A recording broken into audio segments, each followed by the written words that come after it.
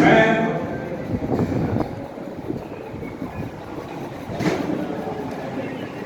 आज आप सबके सामने एक निर्णय लेने के लिए उपस्थित हुआ हूं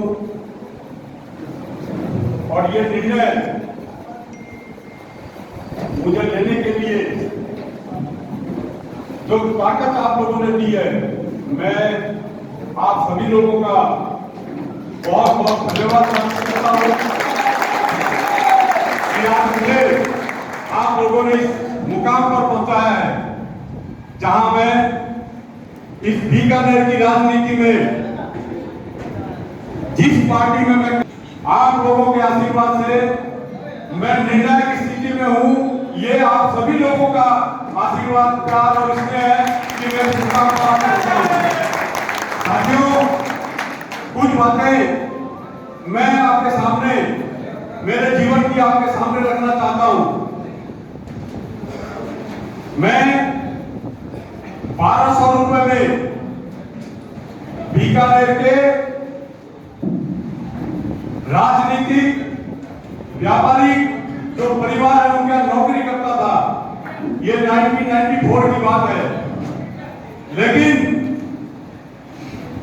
मैंने मेरे पिता से अनुशासन सीखा, मेरी मां से मैंने सेवा की भावना सीखी।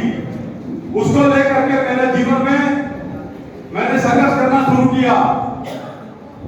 नतीजा यह निकला कि 2008-9 में उन्हीं घरानों से मुझे जलील करके, बेइज्जती करके मुझे धुतकारने का काम उन्होंने किया। लेकिन आप सभी लोगों के आशीर्वाद से, सहयोग से मैं आज यहां खड़ा हूं। और 2009 के बाद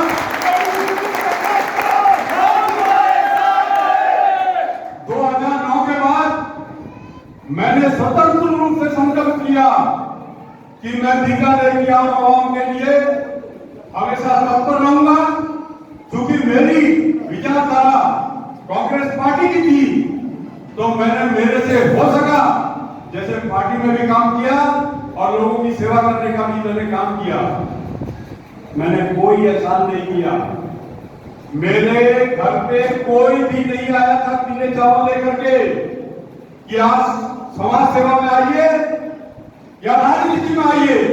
मैं स्वयं इसमें आया था, तो मैंने जो भी किया वो मेरे ऊपर, मेरे निर्णय के ऊपर था और मैंने वो काम किया। इसमें किसी की कोई वो नहीं है कि मैंने कोई एहसान कर दिया। साथियों, पहले आज ये प्रोग्राम का जो रूपरेखा थी वो आपको एक छोटा छोटा उदाहरण अभी वर्तमान में जो घटना घटी उसके ऊपर देना चाहता हूं। भारतीय जनता पार्टी ने अपने टिकट की घोषणा की। जो प्रत्याशी उन्होंने घोषित किए,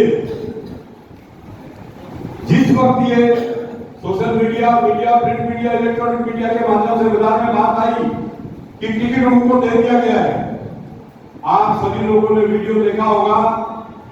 वहां कितने लोग उस वक्त उपस्थित थे? देखा था आप लोगों ने?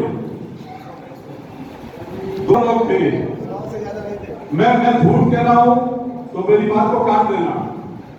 जिस दिन कांग्रेस की सूची आई और टिकट की घोषणा की गई, तो यहां के जो जनपद है ढाका चौक, वहां पर कांग्रेस के जो प्रत्याशी हैं उनके यहां 600-700 लोग थे। मुझे टिकट पार्टी ने नहीं दिया। 8:15 पर मैं डांडिया के प्रोग्राम में पुष्कर स्टेडियम में गया हुआ था। वहां मुझे सूचना मिली कि कांग्रेस पार्टी ने प्रत्याशियों की घोषणा कर दी। उसमें बीकानेर पश्चिम भी है। मैं 10 मिनट में घर में आया और मैंने तुरंत निर्णय लिया कि मुझे कांग्रेस पार्टी के सभी पदों से इस्तीफा दे देना चाहिए और रात को 10:30 बजे मैंने मेरे घर के सामने सभी हमारे मीडिया के साथियों को आमंत्रित किया। उस वक्त 500-700 लोग मेरे घर के आगे खड़े थे। ये आप सब लोगों ने आपने देखा होगा। ये प्यार और ये स्नेह ये बताता है कि बीकानेर में बदलाव की जरूरत है। और आप और हम सब मिल करके बीकानेर में व्यक्ति नहीं राजनीति बदलेंगे। अभी क्या होता है, हम अपने मत का अधिकार का उपयोग करके एक व्यक्ति को एमएलए बनाते हैं। वो व्यक्ति हमारे साथ क्या व्यवहार करता है, आप सब लोग इसके भुगतभोगी हो। हम प्रजा हैं, हम गुलाम हैं।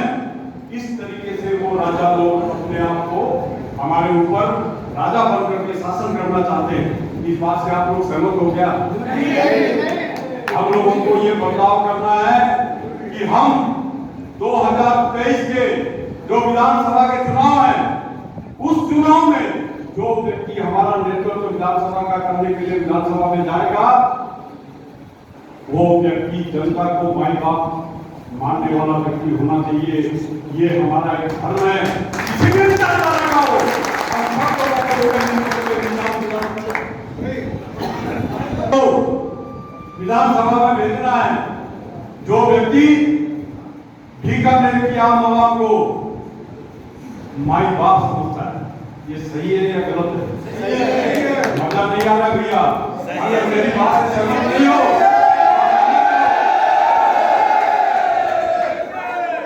आप लोग सहमत हो तो अपनी जगह खड़े होकर के मुझे समर्थन कीजिए।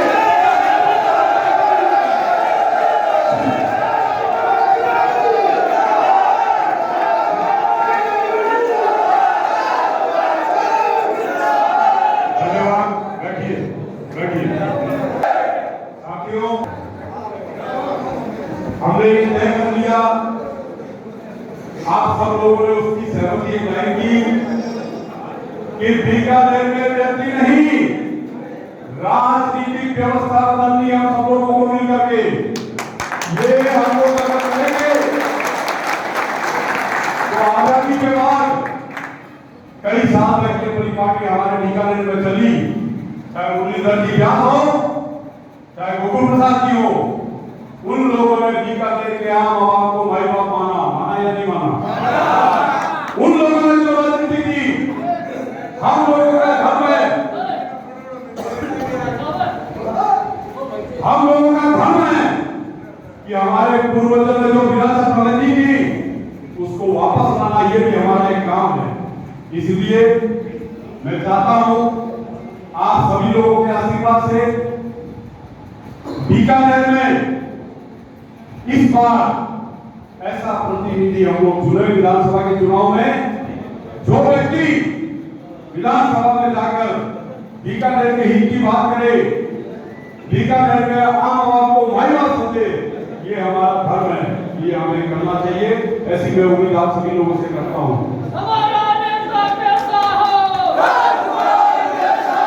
बहुत सी बातें थी आप लोगों के सामने करने के लिए। पिछले 4 दिन से कांग्रेस के जो हमारे प्रत्याशी हैं वो बार बार ये कह रहे हैं कि राजकुमार किरण मेरा भाई है। अरे मंत्री जी, जब 2018 में 10 साल हम चुनाव हार चुके थे, हमारे सभी प्रेमी साथियों ने मिलकर के उनको दोबारा विधानसभा में भेजा और ताकत दी। उन्होंने मेरे साथ क्या किया वो मैं आपके सामने 2 शब्दों में कहना चाहता हूं। मैंने मेरे 15 साल की कांग्रेस पार्टी की सेवा को छोड़ करके, लोगों की उम्मीदों को तोड़ करके मैंने 2018 में मंत्री महोदय का साथ दिया। ईमानदारी से दिया या नहीं दिया? उनको 2008 में चुनाव हारे, 2013 में चुनाव हारे, 2018 में आप और हम सबने मिलकर के उनको विधानसभा में भेजा। इसलिए बेटा कि वो चुनाव जीतकर बीकानेर की जनता को माई बाप समझेंगे। उन्होंने कभी किसी को माई बाप नहीं समझा, खुद माई बाप बन गए और लोगों को गुलाम समझा। मेरे जैसा राजनीतिक कार्यकर्ता उनके पास जब कोई काम के लिए जाता था, वो मेरे साथ ऐसा व्यवहार करते थे कि मैं कोई गली में रहने वाला एक छोटा सा कार्यकर्ता हूं। मैंने हिंदुस्तान के 11 राज्यों में 220 जिलों में नक्सली एरिया में 15 साल लगातार 25-25 दिन हर महीने मैंने काम किया है। मैंने पार्टी की विचारधारा को घर घर तक पहुंचाने का काम किया। इस व्यक्ति को चुनाव जिताया, मेरा मन बहुत दुखी हुआ। ये चुनाव जीत गए, मैं इनके आना जाना बंद कर दिया। चुनाव के बाद परिस्थितियां बनी, मुझे ऐसा लगा कि मैंने बीकानेर के लोगों को उनके हाथ में दिया है। अब मेरा भी घर बनता है कि मैं उनसे लोगों के काम करवाऊं। तो मैंने कुछ प्रयास किए, उन्होंने मेरी एक भी बात को सुना नहीं। बाकी मैं साक्षी नहीं हूं, लेकिन मैं एक उदाहरण आपके सामने रखूंगा।